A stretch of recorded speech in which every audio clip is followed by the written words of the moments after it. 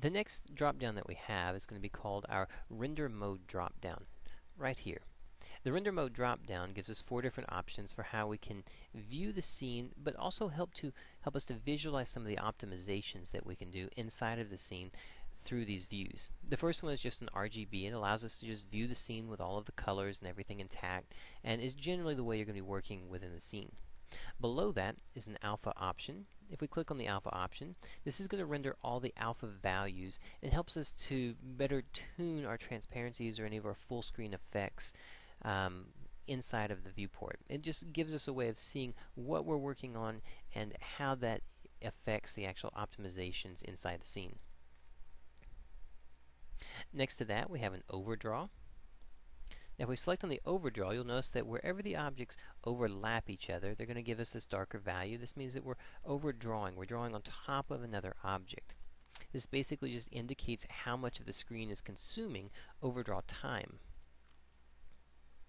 The next one we have is our MIP maps. Now, our MIP maps show the ideal texture sizes. This means that by changing colors of the object, it's going to tell us what the best size of our texture is for the screen space that we're taking up. So red means that the particular texture, it's too large. It's too large for the amount of space that's taking up on the screen. Now, if we go more to the blue side, the blue simply says that it might be a little bit small. It could actually be larger to take more advantage of it.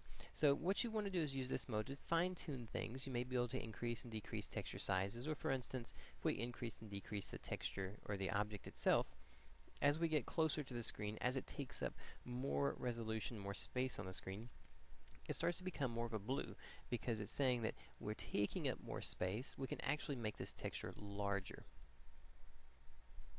As we go back down through the orange to the red and to the full red, it's saying that this is too little amount of space to use this large of a texture.